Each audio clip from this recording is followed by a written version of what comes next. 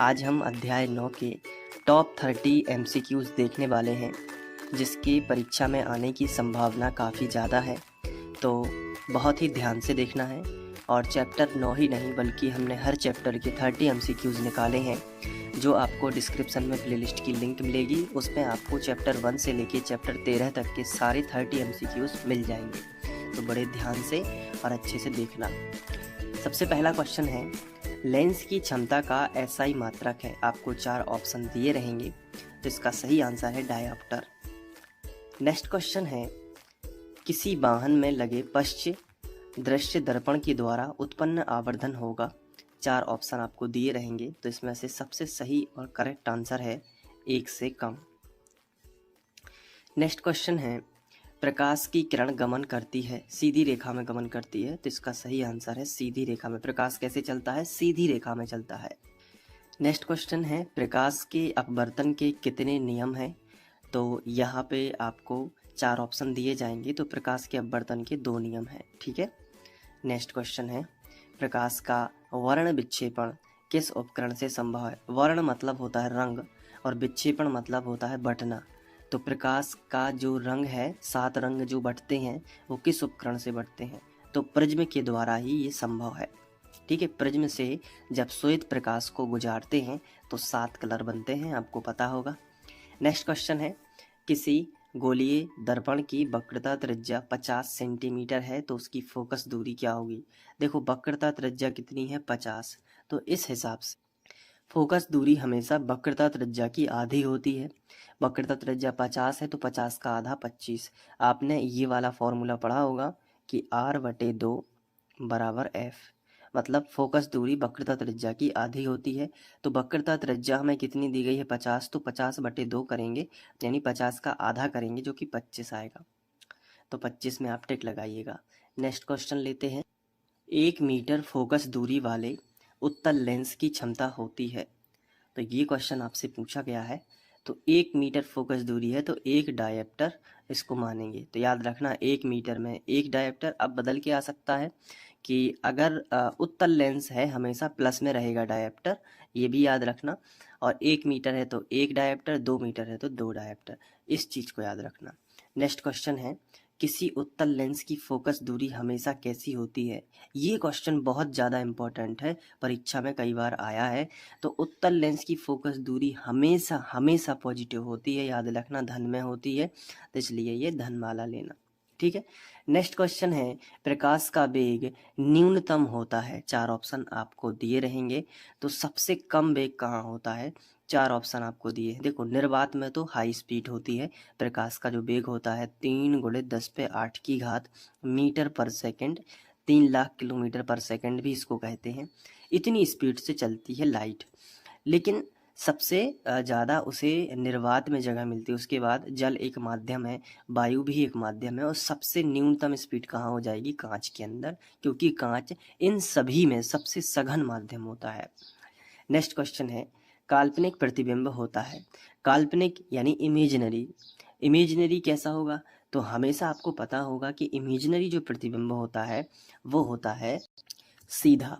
ठीक है।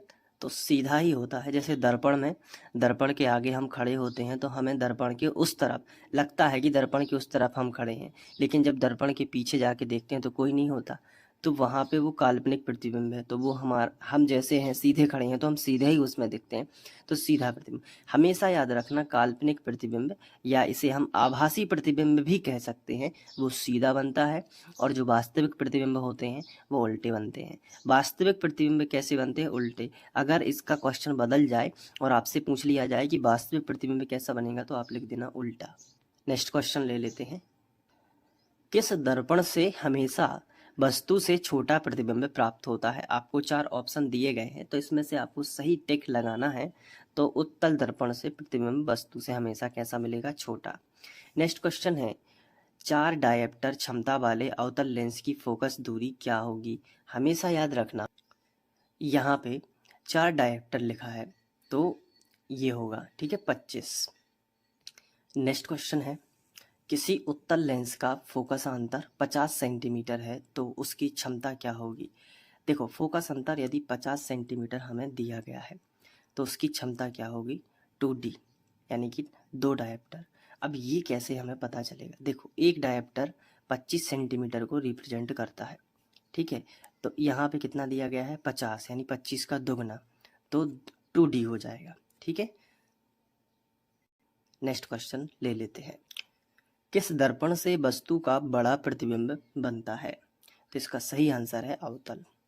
Next question है 2D क्षमता वाले लेंस का फोकस अंतर कितना होता है? तो अभी हमने देखा और इसका पलट के भी हो गया है। तो चूंकि ये लेंस का है, दर्पण का नहीं है, इसलिए इसका 30 सेंटीमीटर याद रखना है। 2D क्षमता का 30 सेंटीमीटर।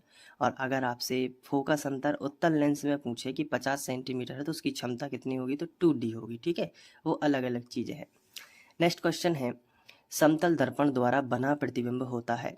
तो आपको 4 ऑप्शन यहाँ पे दिए गए हैं, तो इसका करेक्ट आंसर है 16 का बी, काल्पनिक।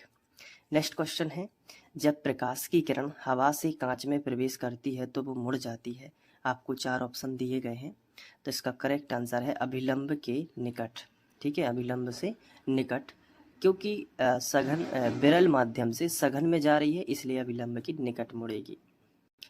नेक्स्ट क्वेश्चन है फोटोग्राफी कैमरा का अभिदर्शक होता है। आपको 4 ऑप्शन दिए गए हैं, इसका सही आंसर है उत्तल लेंस। नेक्स्ट क्वेश्चन है साइड मिरर के रूप में प्रयुक्त तो होता है 19 नंबर में दिया गया है उत्तल दर्पण। हमेशा याद रखना वाहनों में उत्तल दर्पण का यूज होता है।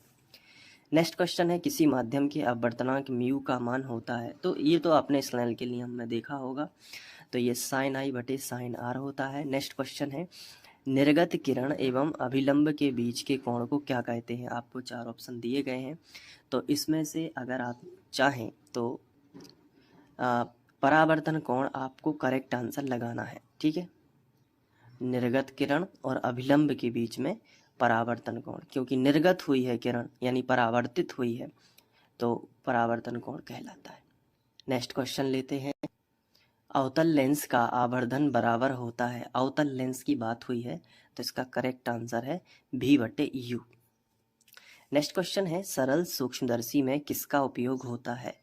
तो यहाँ पे आपको आंसर लगाना है उत्तल लेंस, ठीक है।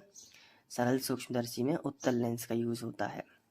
नेक्स्ट क्वेश्चन है किस लेंस के द्वारा सिर्फ काल्पनिक प्रतिबिंब बनता है? तो इसका सही आंसर है उत्तल, ठीक है, क्योंकि उत्तल लेंस में हमेशा सीधे प्रतिबिंब बनेंगे, तो काल्पनिक ही होंगे।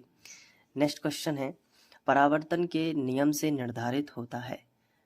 तो आपतन कोण बराबर परावर्तन कोण, यही निर्धारित होता है, ये परावर्तन का नियम है। नेक्स्ट क्वेश्चन लेते हैं लेंस के मुख्य फोकस की संख्या कितनी होती है? तो इसका सही आंसर है 2। नेक्स्ट क्वेश्चन है सर्च लाइट का परावर्तक सतह होता है, तो इसका सही आंसर है अवतल, ठीक है, सर्च लाइट का।